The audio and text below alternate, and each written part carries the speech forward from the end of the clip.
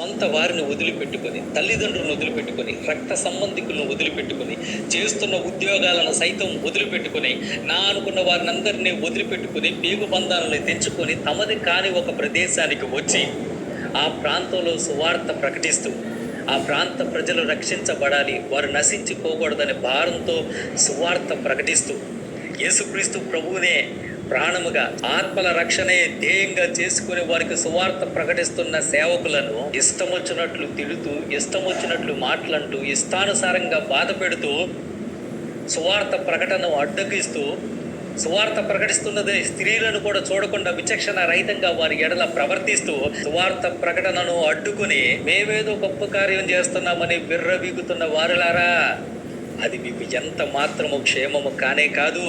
అది మీకు కాదు, మీ పిల్లలకు, మీ కుటుంబాలకు కూడా క్షేమము కానే కాదు. ఈ భూమి పుట్టింది మొదలుకొని ఇశ్రాయేలు పరిశుద్ధ దేవుడైన యెహోవా జోలికొచ్చి, ఆయన సేవకుల జోలికొచ్చి, ఈ భూమి మీద ఒక నరుడు సంతోషంగా, సమాధానంగా, నెమ్మదిగా బ్రతికి బట్టగట్టినట్లు చరిత్రలో ఎన్నడూ కూడా లేనే లేదు. ఈరోజు ఎంతమంది లేరు సేవకుడిని కూడా చూడకుండా ఇష్టానుసారంగా మాట్లాడే వ్యక్తులు, సేవకుడిని కూడా చూడకుండా వారిని బాధ పెట్టే వ్యక్తులు ఎంతమంది లేరు. సేవకుడిని కూడా చూడకుండా వారి గురించి అక్కన పక్కన ప్రతి ఇంటికి వెళ్ళి చెడుగా ప్రచారం చేసే వ్యక్తులు ఎంతమంది లేరు. సేవకుడిని కూడా చూడకుండా వారి మీద నిందలు వేసే వ్యక్తులు ఎంతమంది లేరు. సేవకుడిని కూడా చూడకుండా వారికి వార్నింగ్లు ఇచ్చే వ్యక్తులు ఎంతమంది లేరండి. నాకు తెలిసిన ఒక సేవకుడు ఉండేవాడు. యేసుక్రీస్తు ప్రభు పిలిచాడు అన్న ఒక్క కారణంతోనే చేస్తున్న ఉద్యోగాలను వదిలిపెట్టి, తన సొంత ఇంటిని వదిలిపెట్టి, తన తల్లిదండ్రులను వదిలిపెట్టి ఒక మారుమూల గ్రామంలో దేవుని వాక్యాన్ని ప్రకటిస్తూ ఉండేవాడు. ఆ ఊరిలో వారికి ఇల్లు కూడా లేదు. ఎవరో ఒక పాకిస్తే ఆ పాకలో నివాసం వండుకుంటూ తన భార్య సువార్త ప్రకటిస్తూ ఉండేవాడు. అయితే ఆ ఊరిలో ఉన్న ఒక వ్యక్తి తరచూ పాస్టర్ గారిని ఇబ్బందులు పెట్టేవాడు. ఆ పాస్టర్ గారు వైట్ షర్ట్ వేసుకొని వస్తే ఈ వ్యక్తి పానపరాకులు నమిలి ఆ పాస్టర్ గారు వైట్ షర్ట్ మీద ఊసి ఆ పాస్టర్ గారు వైట్ షర్ట్ అంతా కూడా పాడు చేసేవాడు. ఈ వ్యక్తి లారీ డ్రైవర్. ఏదో ఒక సాగుతో పాస్టర్ గారిని ఇబ్బందులు పెడుతూనే ఉండేవాడు. ఆయన ఆ ఊరు నుంచి వెళ్ళిపోవాలని నానా టార్చర్ చేశాడండి. ఆ వ్యక్తి ఎన్నోసార్లు కొట్టడానికి వెళ్ళాడు. పరిగెత్తుకుంటూ వచ్చి ఎగిరి తనేవాడు ఆ పాస్టర్ గారిని. ఎగిరి తనేవాడు. లారీకి వెళ్తే ఆ వ్యక్తికి యాక్సిడెంట్ అయి 2 కాళ్ళు పోయినాయి. జీవితంలో ఎన్నడూ ఎగరకుండా చేశాడు. ఎగిరెగిరి తత్తవా నా సేవకుని, జీవితంలో నిన్ను ఎన్నడూ ఎగరకుండా చేస్తాను, నేల మట్టుకు నిన్ను అడిచివేస్తానని చెప్పేసి 2 కాళ్ళు పోయినాయి. నేను అభిషేకించిన వారిని ముట్టితే నా కనుగుడిని ముట్టినట్టే అని చెప్పేసి దేవుడు అన్నాడండి. నువ్వు సేవకుల్ని ఇబ్బంది పెడుతూ ఉంటే వాళ్ళు నిన్నేమి అనకపోవచ్చు. వారిని బాధ పెడుతూ, వారిని గాయపరుస్తూ, వారి గురించి చెడుగా ప్రచారం చేస్తూ, వారి పరువు తీస్తూ, వారిని బజారుకి ఏర్చాలని చూస్తూ, వారిని చూసిన ప్రతిసారి నువ్వు ఉమ్ములు పూస్తూ ఉంటే వారు నిన్నేమీ అనకపోవచ్చు.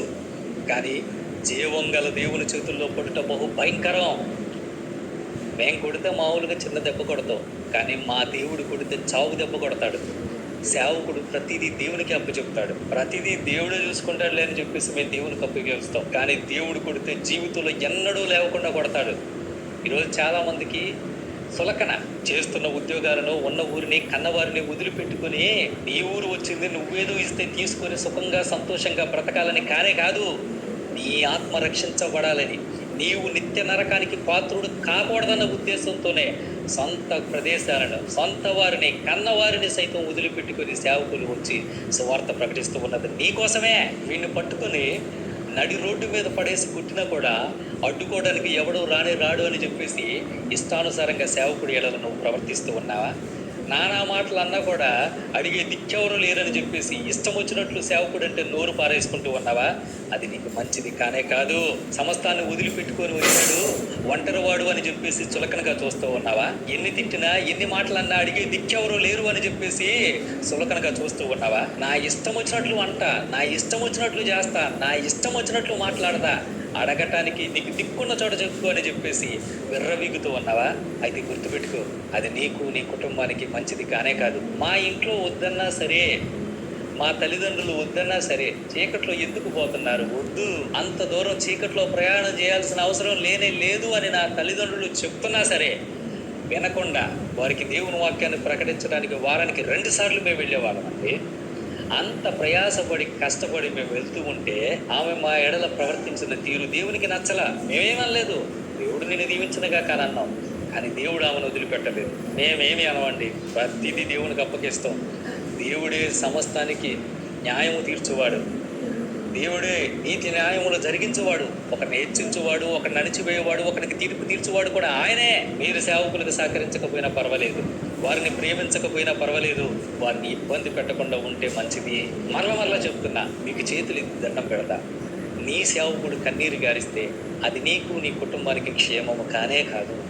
సేవకుని ఏడిపించొద్దండి. వీలైతే సహకరించండి, ప్రేమించండి. అది కాని పక్షంలో మీ పని మీరు చేసుకోండి. అంతేగాని వారికి ఎవరూ లేరని చెప్పేసి వారి ఎడల ఇష్టానుసారంగా ప్రవర్తిస్తే దేవుడు ఊరుకోడు. జాగ్రత్త. మతోన్మాదం అంతం